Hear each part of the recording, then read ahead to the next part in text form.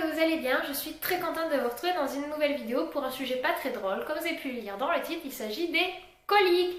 Donc ce mot était complètement inconnu pour moi avant de devenir maman. Et maintenant c'est un mot que je connais extrêmement bien. C'est parce que vous êtes devenus parents que vous le connaissez. Si vous ne l'êtes pas, je vais vous expliquer qu'est-ce que c'est que les coliques. Donc ça arrive dans les 3 premiers mois de vie du bébé. C'est des grosses crises de larmes parce que votre bébé se tortille de douleur tout simplement parce que son estomac fabrique un petit peu toutes les cellules, tout ce qu'il faut pour qu'il fonctionne comme il faut. Et c'est une étape que beaucoup de parents passent, mais pas tous, certains l'échappent. Apparemment surtout les bébés qui sont allaités puisque leur estomac s'habitue beaucoup plus facilement à ce lait qui est naturellement conçu pour eux. Et généralement, vous qui voyez votre enfant vous tordre de douleur, vous essayez de le changer, de le nourrir, de le laver, de le bercer, de faire tout ce qui est en votre pouvoir pour pouvoir apaiser ces douleurs parce que franchement, c'est vraiment pas agréable de voir son enfant se tortiller de douleur, surtout quand c'est le vôtre. Ça vous prend à l'estomac, ça vous le tortille, ça vous le remue et je vous assure, ça travaille énormément quand c'est le sien.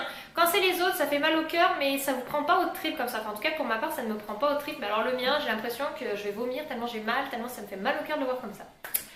Alors, quelle astuce moi j'ai trouvé, qu'est-ce que j'ai essayé? Puisque je suis allée voir mon médecin et qu'il m'a dit, comme je pense beaucoup vous l'ont dit, on ne peut rien y faire, cela peut durer jusqu'aux 3 mois du bébé, c'est une étape que passe beaucoup et à la rigueur, la seule chose qu'on peut donner, c'est du Doliprane quand vraiment vous voyez qu'il est vraiment pas bien.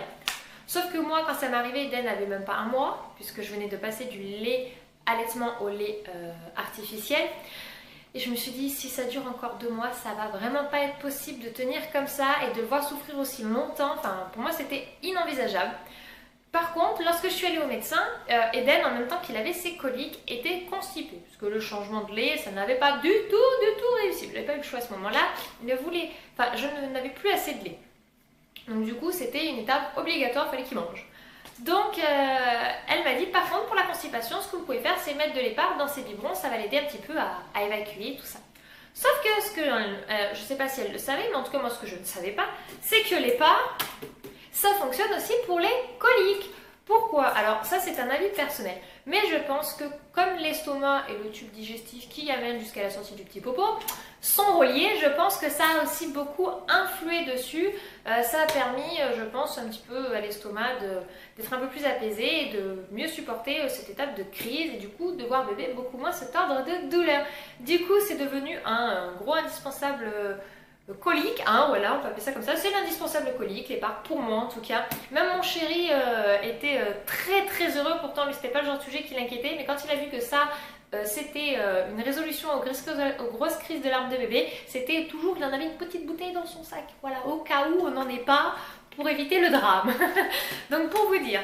Alors par contre, il y a quelques petites choses à savoir sur l'épargne. Il faut pas le donner de manière automatique et il faut essayer très vite de l'enlever de l'alimentation de votre bébé puisque sinon, vous risquez de le rendre complètement indépendant de ceci, de l'épargne, pour pouvoir faire des selles. Et ça pose réellement un problème. Donc, qu'est-ce qu'il faut savoir? Vous en donnez un biberon sur 2, pas plus de la moitié. Je vous conseille vraiment pas plus de la moitié. Même un peu moins, si vous pouvez, un tiers de la quantité d'eau que vous mettez dans l'une mètre de l'évian, vous mettez de l'épargne, un biberon sur 2. Et quand la crise est passée, moi au bout d'une semaine, hein, quand même, enfin, ça a quand même été assez rapide, parce qu'il y en a, c'est des semaines qui se baladent avec des coliques. Une semaine, vous allez réduire. C'est un peu comme lorsque vous passez de l'allaitement au lait artificiel. Il faut y aller par étapes. Alors, comment? Une fois que votre bébé, la crise est passée, on va dire une semaine, je vous conseille vraiment pas de dépasser 15 jours, même si les crises sont encore là, de réduire parce que vraiment je trouve que ça fait beaucoup. Demandez l'avis à votre médecin, mais ils vous diront que de toute façon il va falloir essayer de le réduire le plus rapidement possible et de l'éliminer le plus rapidement possible. Moi il m'a fallu un mois en plus de la semaine, enfin 3 semaines en plus de la semaine où il a été complètement introduit dans son alimentation.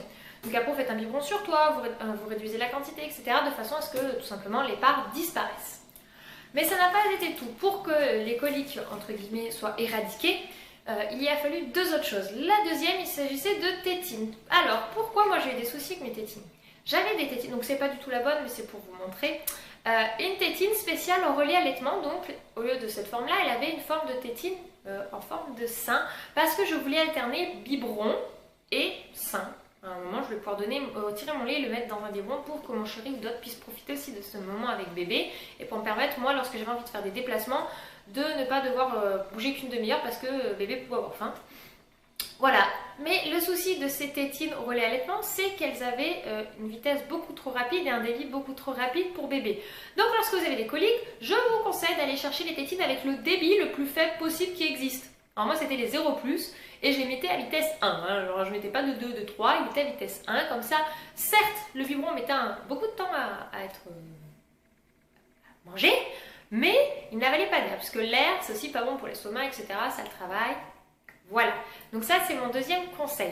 Le troisième que vous allez voir affiché juste ici, il s'agit des bébés gaz. Donc au début je ne fonctionnais qu'avec ceci, apparemment ça marche plutôt bien, mais c'est quand même assez lent à fonctionner. Donc je l'avais fait pendant 3 jours et puis j'avoue que j'ai pas eu la patience d'attendre plus longtemps et je suis passée à l'épar et au tétine.